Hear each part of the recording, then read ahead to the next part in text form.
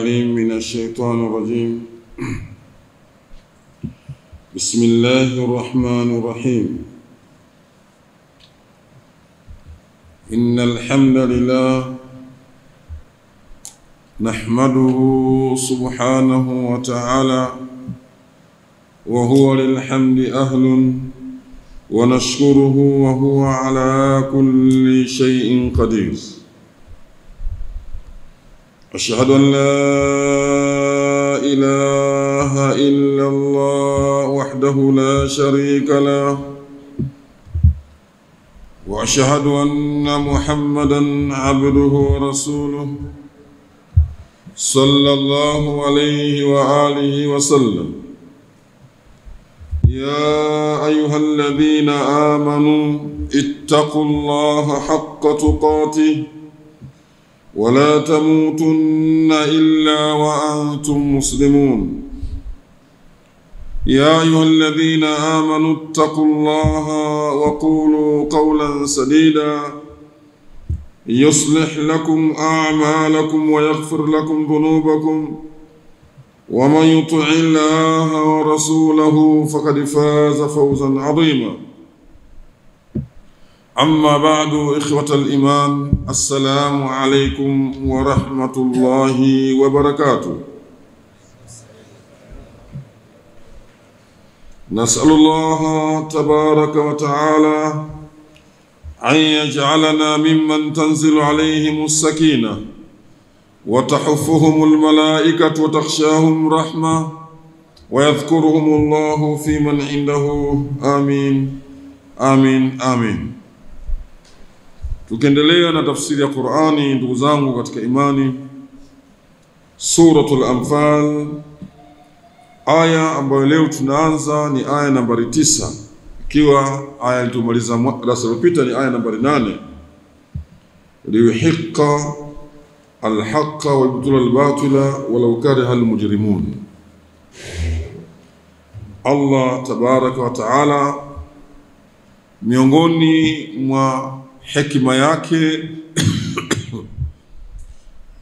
kuruhusu mapambano baina ya makafiri na Waislamu,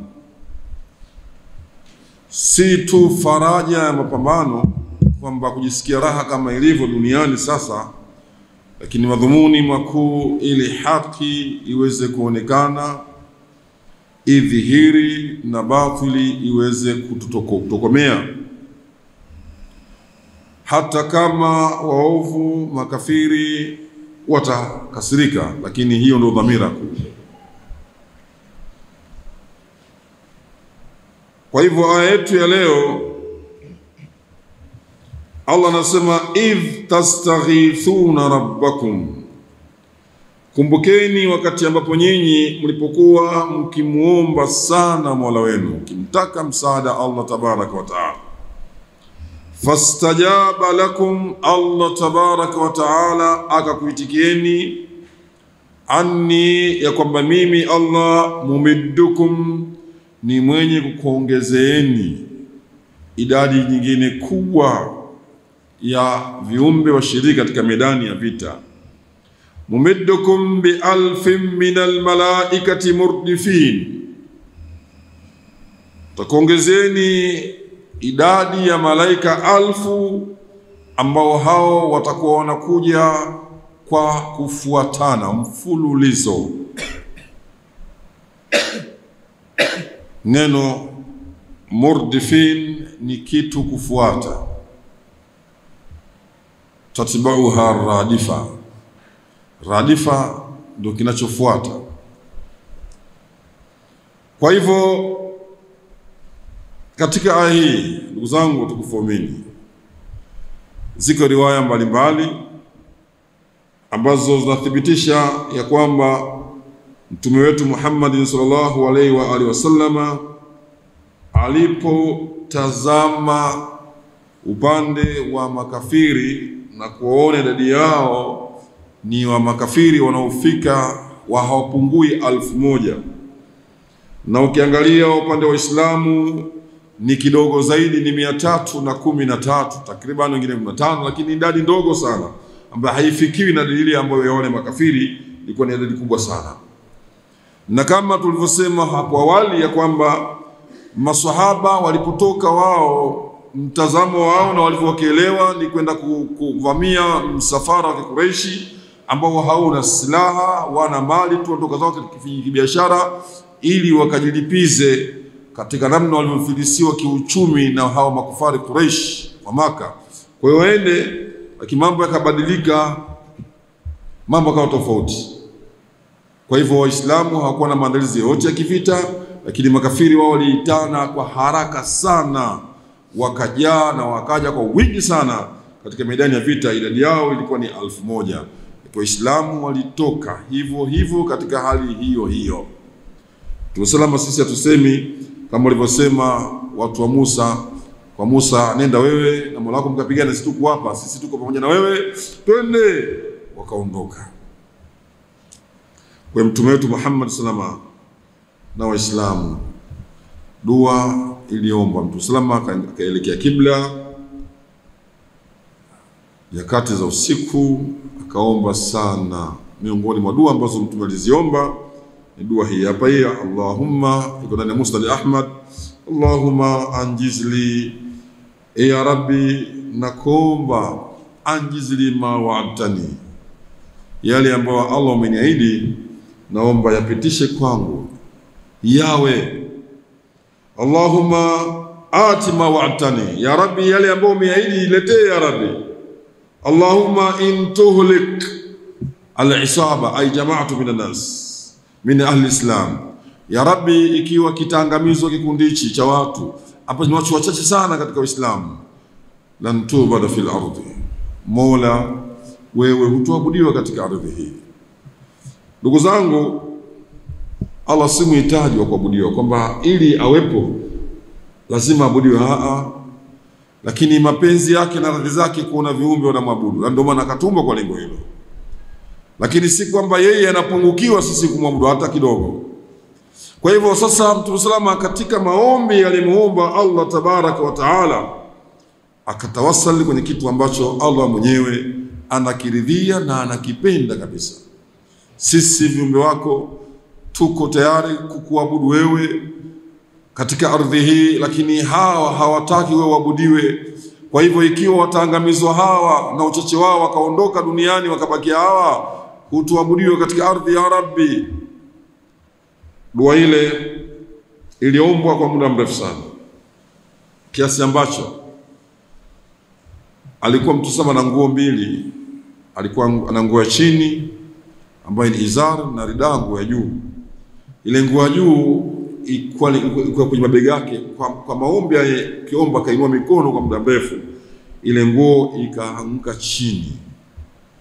Baada ya kuanguka chini, Abu Bakar as-Siddiq radhiallahu ta'ala anhu akasogea katika eneo lile, akaichukua ile nguo, akairejesha katika mabega yake Mtume Muhammad sallallahu alaihi wa sallam. Aliporejesha ile nguo, Abubakari bado hakuweza kuondoka pale pahala, akabakia hapo hapo, akampangatia Mtume Muhammad salama, kwa sababu ameisimama kwa muda mrefu sana. Akamwambia, ya Rasulullah, kafaka munadashataka rabbaka sayunjiz ma wa'ada lak. Anatosha yule unayenong'ona naye Mola wako, aidatosha kutosha, atayatekeleza ile ambayo amekuahidi Mola wako, basi natosha, hasbuka ya Rasulullah. Akimwambia maneno haya baada ya kumuona akiwepo kwa muda mrefu sana anaomba ile dua. Sasa majibu ya ile dua ambayo imeombwa kwa muda wote, ndipo Allah anasema id tastaghithuna rabbakum, kumbukeni wakati ule ambapo nyinyi mlipokuwa mkimtaka msaada Mola wenu Allah, fastajaba lakum, fastajaba, pale pale Allah tabaraka wa taala akakuitikieni, anni mumiddukum, mimi kwamba mimi Allah tabaraka wa taala nitakupeni ziada, nitakuongezeni bi alfin minal malaikati murdifina, idadi ya malaika 1000 ambao watakaokuwa wanakuja kwa kufuatana au mfululizo. Wadhkuru yawma badrin, kumbukeni katika siku ya vita vya Badri, hina talabtum alghawtha min Allah, wakati nyinyi mulitafuta msaada kutoka Allah tabaraka wa taala. Fastajaba Allahu lakum, Allah tabaraka wa taala akakuitikeni, bi annahu kwamba yeye mumiddukum ayuha almu'minuna, atakuongezeni enyi waumini, wa mu'inukum, na atakupeni msaada bi alfin min almalaika, wa idadi ya malaika 1000 mutatabiina, ambao watakokuwa wanafuatana, yatba ba'dhum ba'dha, wanaofuata hawa kwa wengine, wanakuja hawa wanakuja wengine. Subhanallah. Ndugu zangu, katika riwaya Jibril alayhi salatu wasalam alikuwa na malaika wasiopungua 500 kuliani kwa jeshi la waumini, na Mikail alikuwa upande wa kushoto na malaika wasiopungua 500. Wote hawa wapo kwa ajili ya nusra ya waumini ambao wapo tayari kumwabudia Allah tabaraka wa taala katika ardhi hii. Hivyo kweli wewe katika ardhi hii upo kwa ajili ya Allah, raha yako, mapenzi yako ni kumwabudia Allah. Halafu aje kidudu mtu dhidi yako wewe, naona kumwabudia Allah, afu kainua mikono kwa Allah, inakuwaje Waislamu?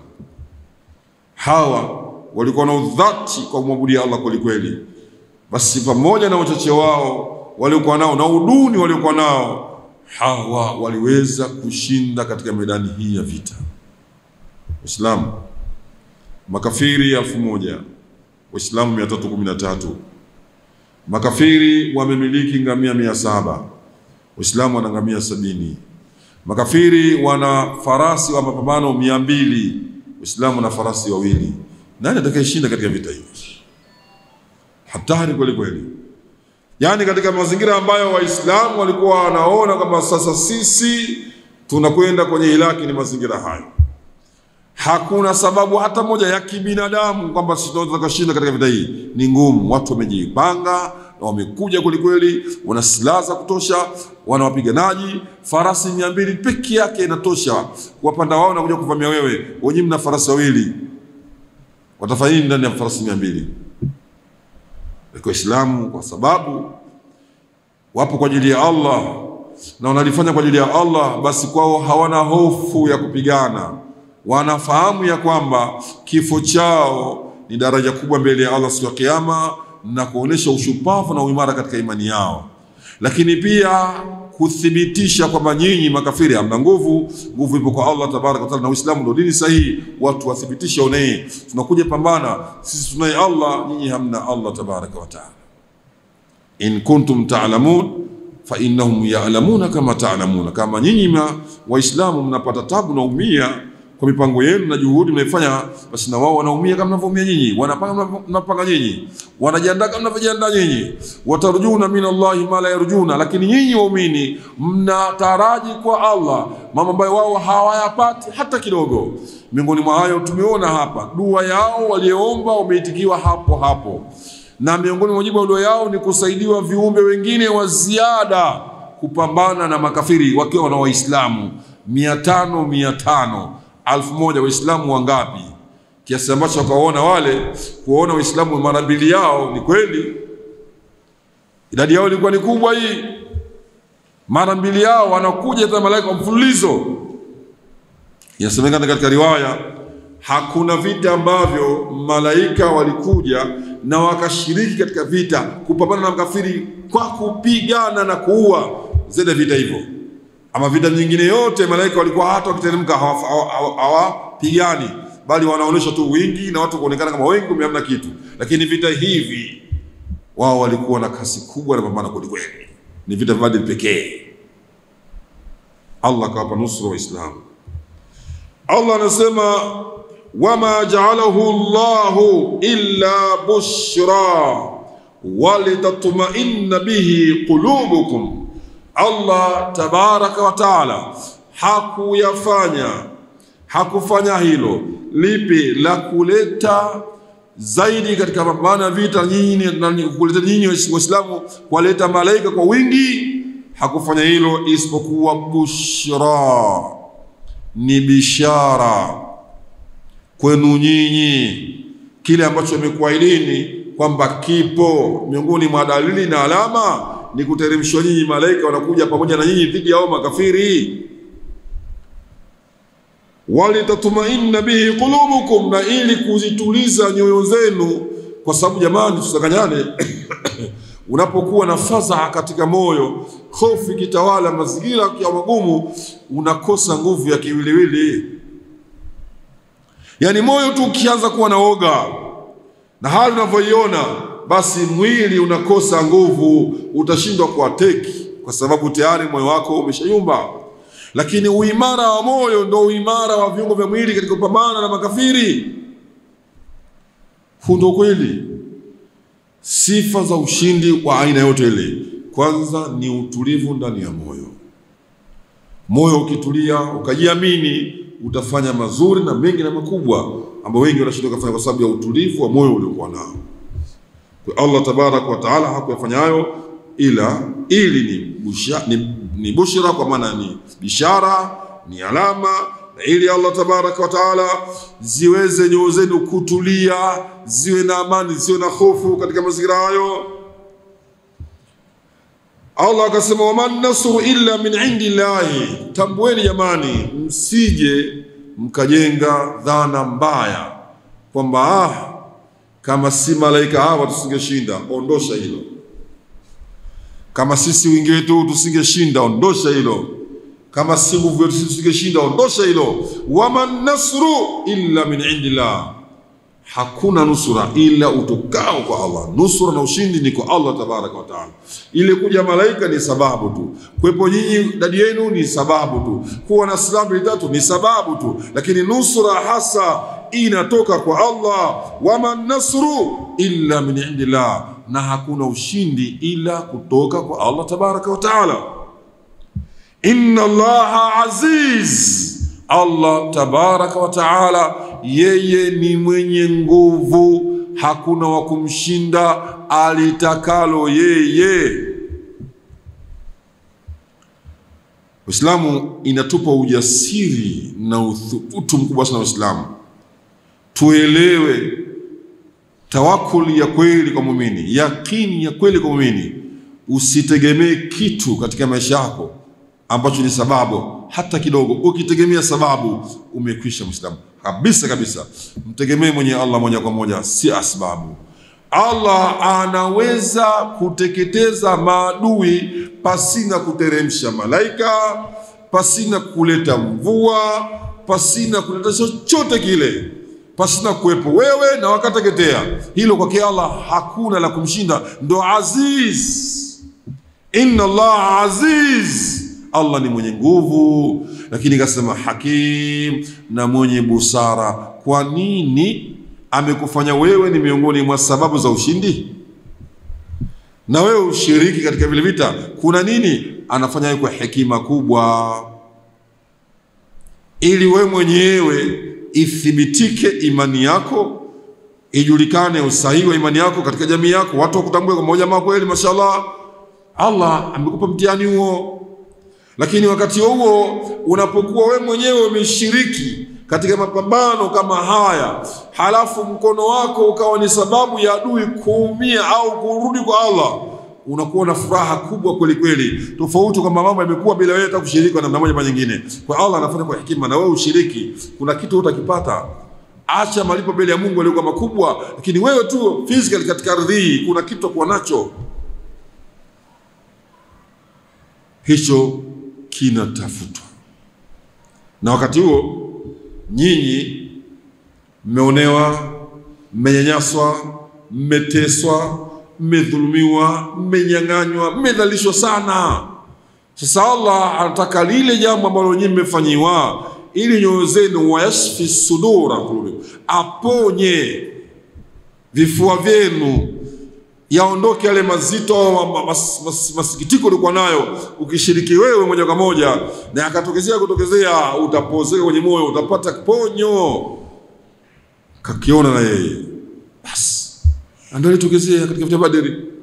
Makafiri 70 wamekufa, wameuliwa, akiwemo Abu Jahali, na makafiri wengine 70 wametekwa. Ndugu zangu wa Uislamu, Abu Lahabi ambaye hakufa katika vita hivi, lakini Mwenyezi Mungu Tabaraka wa Taala alimpa wallahi maradhi mazito sana. Al-adasa ni maradhi ya upele ambayo yanampata kiumbe. Maradhi haya, upele huo unakuwa unaoza mwili wako, yani maradhi ya upele ambao unaoza mwili wako, tena naambukiza watu. Wewe si rahisi kusogelea, kwa sababu atakusogelea na watapata maradhi yale.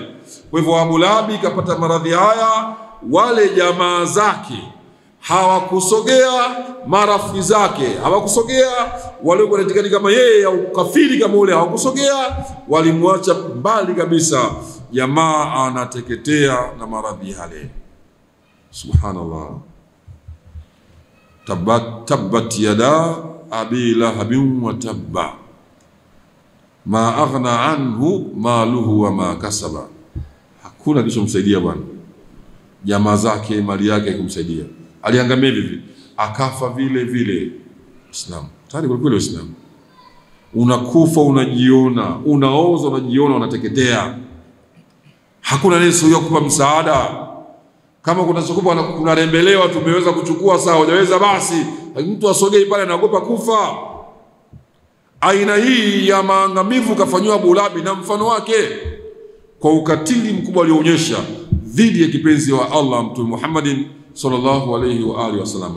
Na baada ya kufa hawakusogea kuchukua mwili wakauhifadhi pahala maalum. Hao jamaa zake wa Makureishi walirembea mawe kidogo kidogo mpaka yakajaa, ikaondoka kaburi lake. Basi hasogee mtu pale. Huyu Allah akitaka hakuna haja ya vita, watu tuangamiza kwa njia hii, lakini ameweka haya mapambano baina ya waumini na makafiri yawepo, miongoni mwa sababu na hekima kubwa kuthibitisha ule ukweli wetu katika dunia hii, tuonane tujuane.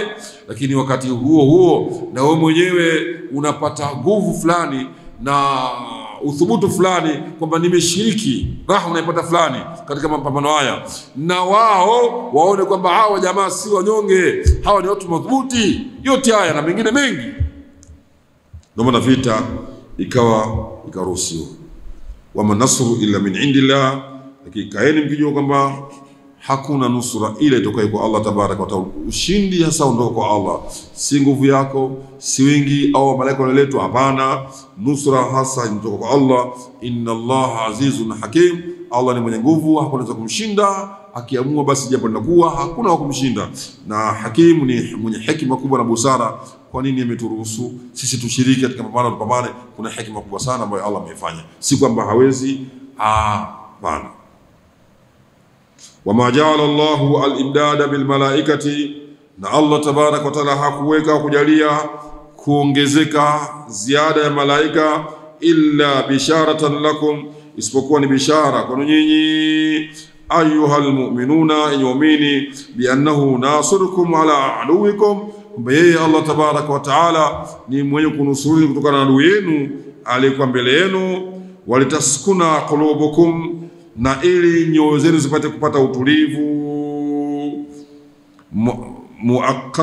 Muakkatatu bin nasri, kwa muda wa kwamba nyinyi ule muda ambao mmeajiwa mtapata ushindi.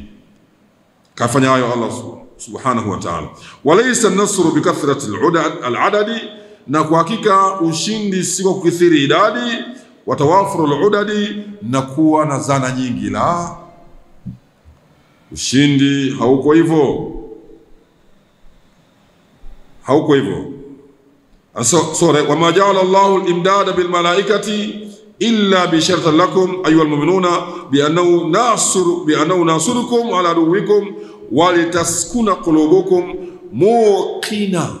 Kumeni nuni yosete muqina binasri, na ziwe na yakini na ushindi. Muqinatan binasri, na ziwe na yakini na ushindi.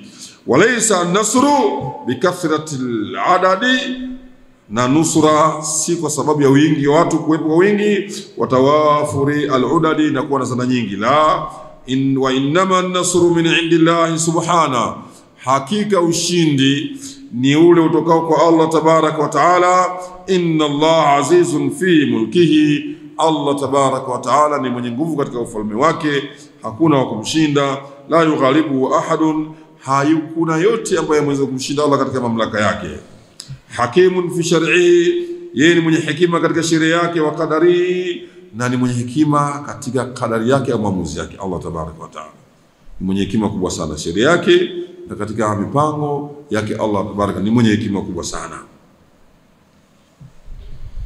Tayeb, Allah tabaraka wa taala anaendelea kutukumbusha waumini makubwa aliyofanya katika vita vya Badri, na Waislamu wakapata ushindi mkubwa sana. Anasema idh yughashshikum nu'asa amanatan minhu wa yunazzilu alaykum minas samai ma'an liyutahhirakum bihi wa yudhhiba ankum rijza ash-shaytani wa liyarbita ala qulubikum wa yuthabbita bihi al-aqdam.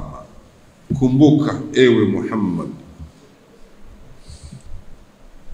idh yughashshikum an-nu'asa, Allah alipokufunikeni kwa usingizi, amanatan minhu, ni amani itokayo kwake Allah kwa nyinyi. Ndugu zangu Waislamu walikuwa na wakati mgumu sana. Hofu ikitawala sana, unakuwa mregevu katika mapambano. Sasa miongoni mwa sababu ambayo Allah alifanya, Allah akawateremshia, akawapa usingizi waumini, wakalala. Na hii dua kati naomba katika riwaya kwamba wengi masahaba walikuwa wamelala usingizi, na Allah alifanya hili kwa hekima kubwa sana. Si aghlabu mtu ambaye ana wasiwasi kapata usingizi, si aghlabu. Ukiwa na wahaka usingizi hauji. Utaukija pengine kwa siku hujalala, unakuja yani ule usingizi wa mangamngamu. Lakini Allah akawateremshia wao usingizi hasa ili kuwaondoshia ile hofu, wawe madhubuti zaidi katika mapambano.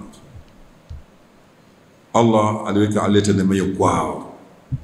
Si aghlabu mwenye hofu kulala, lakini Allah akawapa usingizi, na huko hakuna, kwao ni amani tu, hakuna kinachowadhuru, lakini wapumzishe nyoyo zao ili ikifika asubuhi kwenye mapambano wawe na ujasiri na uimara. Wa yunazzilu alaykum minas samai maa, na Allah kumbukeni akakuteremsheni nyinyi kutoka mbinguni maji tahura, hapa aliyotahhirakum bi, ili Allah akutwahirisheni kwa maji hayo. Katika riwaya zinasema wallahi maswahaba wengi walipolala katika maeneo yale, maeneo ya jangwani, wametoka kuja kupambana, au kwa majumbani mwao wametoka kuja kupambana nje kabisa ya mji wa Madina. Kwa hiyo katika lala yao wengi wakaamka wana janaba, hadathi ndogo na hadathi kubwa kwa nazo. Sasa anakuja shetani anaanza kuwashawishi, nyinyi mnaamka asubuhi mnakwenda kupambana, ardhi yenyewe hii ardhi ya jangwa, hamna maji na mshakuwa mna janaba, na kawaida mkishakuwa na janaba mnakosa nguvu kwa Mola wenu, mtaabudu vipi, mtaomba vipi ni mna janaba? Kwa hiyo akaanza kuwatia ule wasiwasi waka, nyinyi hamna lote hili, nguvu hamna kwa sababu mshakuwa na janaba, mna hadathi kubwa na hadathi ndogo, na hamna njia kufanya. Kwa yule wasiwasi shetani akaja kuanza kuwatia wasiwasi. Kwa ni Allah akawateremshia maji, lengo na madhumuni liyutahhirakum bihi, akutwahirisheni hadathi ndogo na hadathi kubwa. Kwa maji hayo masahaba wakajitwaharisha hadathi kubwa na hadathi ndogo, kiwa hivyo wakawa imara zaidi. Tunaona umuhimu wa udhu katika maisha ya mwanadamu. Katika silaha kubwa na nguvu kwa muumini ni udhu wake. Kwa hiyo mvua ilikuja, miongoni mwa hikima zake ni hiyo, wakapata maji yaliwasaidia wao katika kujitwaharisha. Wa yudhiba ankum rijza shaitani, na ili Allah tabaraka wa taala ili aondoshe kwa nyinyi ile rijza, wasiwasi, uchafu wa shetani, akaondosheni nyinyi. Amekuja kushawishini, kwa anakuja kuondosheni. Waliyarbitu ala qulubikum, na ili Allah tabaraka wa taala kwa kufanya hayo, bila shaka sasa atazipa uimara nyoyo zenu. Rabata ala, manake kitu kifanya kuwa imara. Katika Qurani imekuja warabatna ala qulubihim idh qamu faqalu rabbuna rabbus samawati wal ard. vijana ashabul kahf, warabatna ala qulubihim, tukazipa nguvu, tukaziimarisha nyoyo zao. Warabatna, kwa hiyo rabatu ala, kuimarisha, kuipa nguvu. Kwa warabatna ala qulubihim. Na mamake Musa katika Qur'ani imekuja kwamba in kadat la tubli, alikuwa amekurubia bibi huyu kudhihirisha, kutoa ile siri ambaye wasiseme nyamaza kimya, huyu yuko wapi, kaweka nyamaza kimya, kile alikurubia kudhihirisha. Laula arbatna ala qalbiha, kama si kuipa imara ule moyo wake, basi angeweza kutema. Akasema kwa rabatu ala, manake kuimarisha, kutia nguvu. Waliarbitu ala qulubikum, ili Allah tabaraka wa taala azitie nguvu nyoyo zenu. Wayuthabbita bihi al-aqdama, na ili Allah tabaraka wa taala athibitishe nyayo zenu. Ilikuwa ardhi yao kama unavyojua ardhi ya jangwa, mchanga mwingi.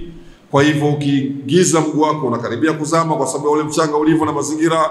Lakini Allah akateremsha mvua kwa upande wa waumini. Tazameni hayo, kama wao wana plani, wao wanaumia kwa mambo yao na mipango yao, na nyinyi pia mnaumia, lakini nyinyi mnataraji kwa Mungu ambavyo wao hawataraji. Miongoni mwa hivyo Allah akateremsha mvua kwa upande wenu, mambo yakapatikana, mkapata maji kunywa na kujitwarisha hapo. Lakini wakati huo sasa, nguvu nyingine mlipata nyinyi katika ardhi ambayo mlikuwepo nyinyi, ni ardhi ambayo imejaa mchanga, kiasi kanyaga unazama mguu wako, unakosa nguvu. Lakini Allah akaufanya ule unyao uwe madhubuti, unapokanyaga ujishike kwa kuleta mvua katika eneo lile, ulongo ukajikamata ukajishika.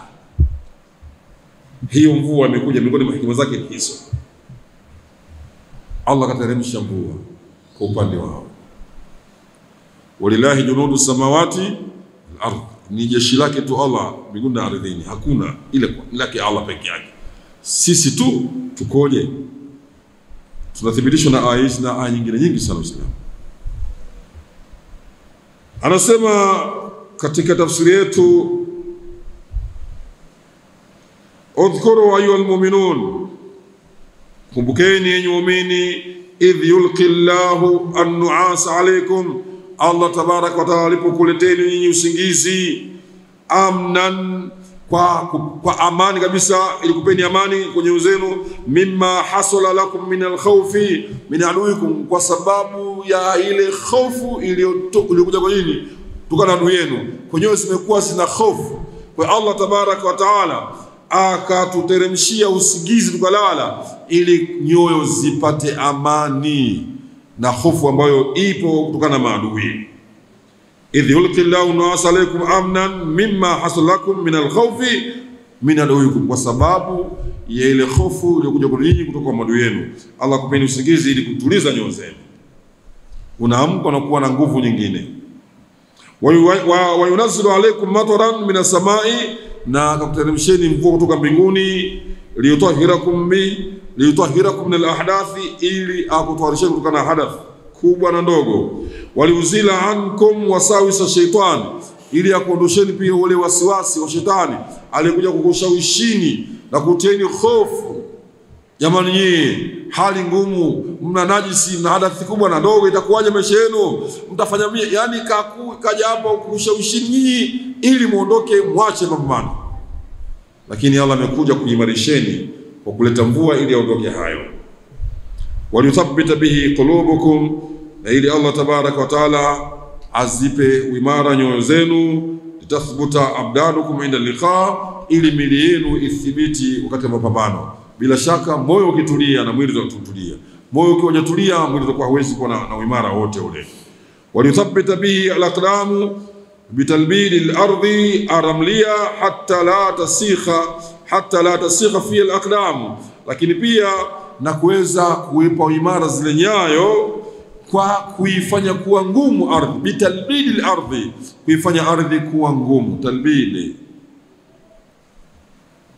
Talbidi al-ardi, kuifanya ardhi iwe ni ngumu, iwe solid, iwe ngumu, ardhi ya mchanga. Hata la tasikha fi al-aqdam, ili nyayo zikatopea kwenye mchanga ule, ziwe juu kwa juu ili mweze kupambana. Kwa hiyo Allah kayafanya hayo kwa upande wenu, ama upande wa makafiri wao hawakupata neema hiyo. Neema hiyo ilikuwa iko upande wenu nyinyi tu Waislamu. idh yuhi rabbuka ila almalaikati anni ma'akum fathabbitu alladhina amanu sa'ulqi fi qulubi alladhina kafaru ar-ru'ba fadribu fawqa al-a'naqi wadribu minhum kull banan.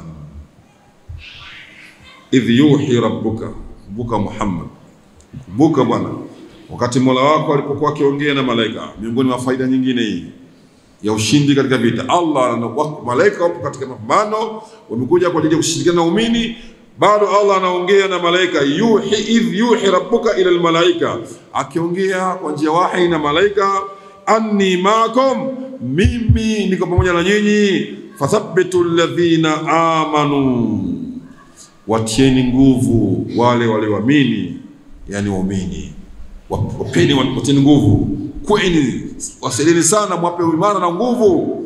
Saulqi fi qulubi alladhina kafaru ruba, mimi Allah natia, napeleka, naingiza uoga kwenye nyoyo zao.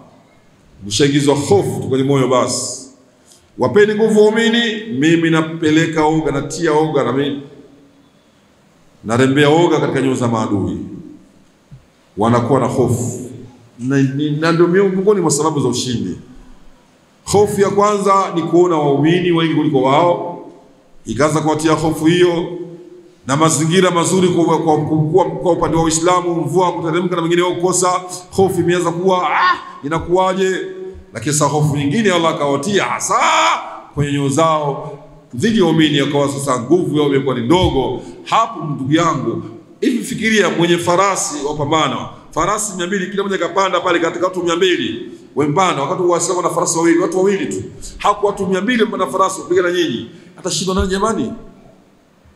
Watu wana silaha madhubuti wanazo, lakini tayari Allah ameshawadhalilisha, kawashusha chini, hofu imewatawala. Hata kikamata silaha hawezi kuitupa, hata kitakulenga haingii pala pake. Muislamu akilenga pale pale, kafiri anatupa na kwenda sehemu sio. Wa maramaita idh ramaita walakinna Allah harama, ukurembea uliporembea, Allah ndio alirembea. Nyinyi mlikuwa mna nguvu ya ziada ambao hawana, hatimaye mkaweza kuwashinda. Fadribu, nyi waumini sasa kateni, idribu, kateni, fawqa al-anaki, kateni vichwa vyao. Juu ya shingo mnakata vichwa, shingo hii toa kichwa. Fadribu fawqa al-anaki, kata shingo zao, kata vichwa vyao. Wadribu minhum kull banani, wapigeni hao kila kwenye incha za vidole, piga kwenye hizi joints za viungo, piga ili wakose nguvu ya kuona na nyinyi. Ukishapiga kwenye joint ya goti, kwenye joint ya kabi, kwenye mkono mo, atakuwa na nguvu gani kupambana na wewe? Hawezi kuinuka, wewe piga maeneo yote. Kwa makafiri wakachezea kichapo cha aina hiyo, wakosa nguvu kabisa. 70 wakapigwa kafa, 70 wakatekwa, na wengine wakakimbia. Shindi ilikuwa ni mkubwa sana kwa upande wa Uislamu. Katika vita ambayo Waislamu walishiriki, ilikuwa ni vita ya hatari kweli kweli, na hali ilikuwa ngumu sana. Basi katika vita ya Badr, anasema hivi, yuhi rabbuka ayyuhan nabiyyu, kumbuka walipoongea mtume Allah na Mola wako na malaika, ila almalaikati alladhina ambao amadda Allahu bihim almu'minina, ameongeza Allah kwa malaika kuongeza waumini, fi Badri, katika vita Badri, anni ma'akum, mimi niko pamoja na nyinyi, ayyuhal malaika, enyi malaika, niko pamoja na nyinyi, binasri wa ta'idi, kwa ushindi na kutoa nguvu kwa nyinyi. Faqawu azaim almu'minina, sasa nyinyi tieni nguvu zile azma za waumini, zipeni nguvu, ala qitali aduwin, dhidi ya mapambano ya maadui yao. Saulqi fi qulubi alladhina kafaru alkhawfa, mimi ndarembea kwenye nyoyo za makafiri hofu, ashadida, ruba alkhawf shadid, ni hofu kali kweli kweli. Fadribu ayyuhal mu'minuna anaka alkafirina, enyi waamini zikateni shingo za makafiri, liyamutu ili waweze kufa, wadhuribu mafasilahum, na kateni katika zile sehemu za joint za viungo vyao, watrafahum, na kwenye ncha zao za vidole, liyataatalu an qitalikum, ili washindwe kupambana na nyinyi katika vita. Liyataatalu an qitalikum, ili wakose nguvu ya kuweza kupambana pamoja na nyinyi. Waislamu, antumul a'launa in kuntum mu'minun, in kuntum mu'minin, nyinyi mko juu kuliko watu wote katika ardhi hii. Hata wao wengi kiasi gani, wana nguvu kiasi gani, wamejiandaa kiasi gani, nyinyi mko juu kuliko hao. Sharti tu kweli waumini wa kweli. Hilo swala la msingi ambalo mimi natujiulize. Kweli ni waumini wa kweli? Sisi ni washindi tu. Tulelewe hilo, tuna yakini hiyo, tujue kwamba sisi ni watetezi wakubwa dini katika ardhi, tuondoshe hofu, tujue katika haki. Tujiunge, tujue wapi tumekosea, tujiweke sawa, lakini sisi ni washindi. Udhalimu tulionao mpaka sasa hivi, kasoro ni sisi wenyewe. Turekebishe kasoro zetu, turejee kwenye nafasi yetu. Aqulu qawli hadha astaghfirullah li wa lakum, subhanaka allahumma bihamdika, nashhadu an la ilaha illa anta, nastaghfiruka wa natubu ilayka, wa sallallahu wa baraka ala Muhammadin wa ala alihi wa sahbihi wasallam. Jazakumullahu khair. Mwalimu, tulipoizungumza hii neema ambayo Allah tabaraka wa taala amewateremshia waumini, hii mvua kuja kwao ilikuwa ni sababu ya kupata hayo ambao wanayapata. Kwa hivyo ni katika eneo la mapambano ambalo wao wamekwenda kupambania, kutoka sehemu waliokuwepo mpaka eneo la mapambano, ilikuwa ni katika mazingira hayo. Kwa hivyo yule kafiri anakotoka huko atakuwa anakuja katika hali ambayo ya tete kuja kupambana na wewe, lakini once akifika pale atakuwa tayari ashachoka kutokana na mazingira ya kuja, mazingira kama yale kwa. Lakini akifika pale, wewe neema ile inakuhusu wewe. Uislamu tufahamiane sana, kuna mambo kafiri hayapati, utayapata wewe peke yako, hata kama mko pamoja. Wewe unaweza kuwa na shilingi 10,000 na kafiri na shilingi 10,000, lakini namna wewe 10,000 itakapokuwa inakuridhisha, kafiri ile haimridhishi, kwa sababu Allah ameondosha baraka kwenye 10,000 kwake yeye. Kwa maana pale pale wewe unapata wepesi, anapata ugumu, kwa sababu ule wepesi umeteremshwa wewe peke yako, hajateremshwa yeye. Hiyo ni neema ambayo Allah anakuwa anaifanya kwa waumini. Kwa maana hiyo uteremshwaji wa mvua miongoni mwa sababu tumesema ni nyingi hapa ambazo Allah amezeleza hapa. Kwanza, Waislamu walikuwa na uhitaji wa maji, lakini pia katika kujitwarisha kwao walikuwa wanahitaji zaidi, kwa hiyo akapata yote hayo. Lakini pamoja na hayo, ardhi ilikuwa kidogo ni ya mchanga kiasi ambacho inakuwa ni tabu. Kwa hiyo kuteremsha mvua, ardhi ikajishika, ikawa kuna wepesi fulani ambao wanapata wao, kiasi ambacho wakawa na uimara mkubwa na uthubutu kupanda katika mapambano ya vita. Kwa hivyo kafiri atakija yeye, ile hali ambao wanaiona Waislamu yeye haipati, wanaipata wao kwa sababu Allah ndo amekusudia wao. Mnifahamu mwalimu wangu? Inakuwa neema maalum ambayo wananeemeshwa Waislamu. Kwa hiyo kafiri hata kama mvua imeteremka katika eneo ambalo wanapigana, basi bado yuko alikokuwa mwanzo huko, kwa sababu maana kambi yao na kambi ilikuwa tofauti. Kwa hiyo walikuwa kwa wao hawakupata neema hiyo. Hao Waislamu neema wameipata. Wanaposodia sasa kupambana katika eneo la mapambano ambalo walikutana wao kupambana, eneo hilo sasa, hata kama mvua haikunyeshi eneo hilo, tayari Waislamu washapata wepesi kufika pale. Lakini imeteremka mvua eneo lile pia, basi kafiri akija yeye hataona wepesi ule. Wepesi atapata nani? Atapata muumini ambaye ndiye aliyokusudiwa katika kupata wepesi ule. Kafiri hataweza kupata wepesi ule. Sawa? Allah karim. Subhanakallahumma bihamdika, nashhadu an la ilaha illa anta, nastaghfiruka wa natubu ilayka, wa sallallahu wa baraka ala Muhammad.